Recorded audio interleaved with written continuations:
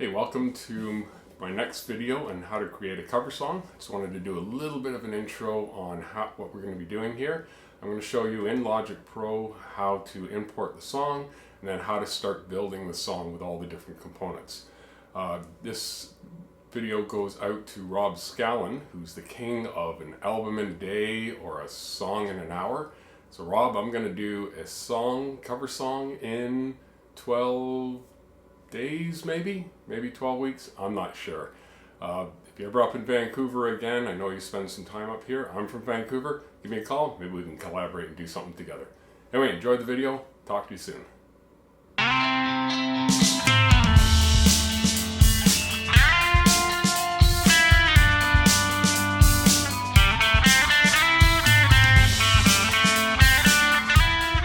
Okay, so now we're going to take the cover song that we're going to do, which is captured as an audio file here, and simply drag it into the Logic Pro window, and it will drop it into a new audio track, as you can see right here. Before you do that, you need to find out what the BPM is for the actual song.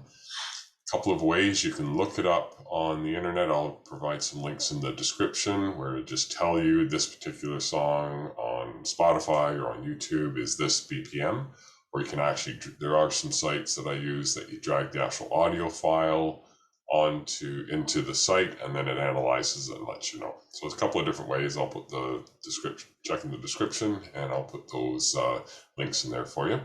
So in this case, it's 100 BPM with the song.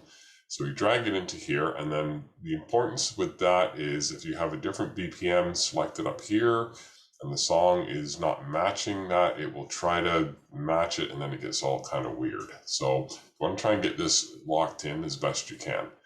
Now in this case, the song matches up perfectly. I'll show you a couple of indications on how to do that. If you look down in the bottom track section here, I'll just zoom this in a little. As you can see on number 5, you can see there's a definite break right here. And you can see at specific points where the drums are hitting, they're right on the actual marks here. And there's also a gap here at the 4 and a gap at the 3. Now, if I play this, you'll see that it lines perfectly up with those measures. So the song is actually in time. So I'll just play this for you. As you can see, 2 works out 3, 3, 4. And then as you hear the drums between 4 and 5, it goes bang, bang, bang, bang, and that's perfectly in time. So we're very lucky in this song that it all matches up nicely. If it didn't match up nicely, then you would have to go into Smart Tempo, which is here, and then you would have to pull each section in, and it actually does a little bit for you and kind of tries to do it as best it can. Then you might have to go in and fine tune to get it perfectly in time. Now, a couple of thought processes behind that. Do you need to have this in perfect time in Logic Pro? Depends. If you are simply playing live with other musicians that are going to match the song and using this as a reference, then no, you don't. Because you'll be adjusting and playing along and you set your own tempo, and that's great. So not a problem there.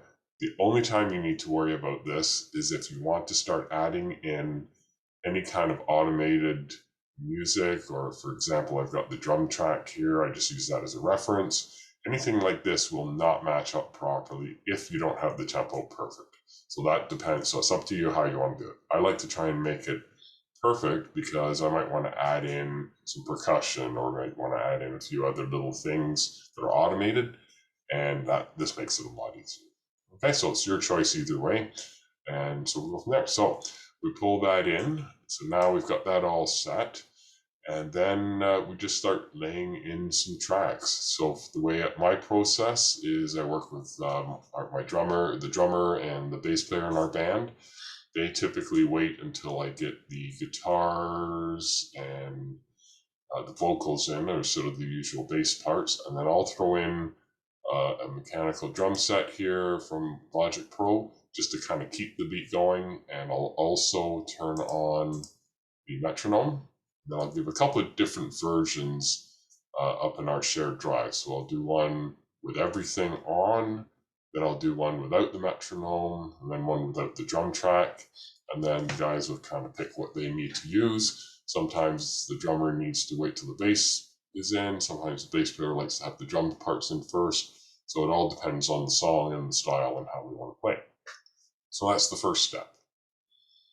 Second step is to bring in guitars and vocals. So for me, I can either do I might sing the vocals first along with the track, or I might start matching the guitars first. Usually I'll do the guitars, and then I'll pull up my guitar parts a little bit louder than the actual reference track that I'm using, and then I'll lay down some vocals and we'll start building like that. So I'll show you the process in the next video. I'll show you how I start with that.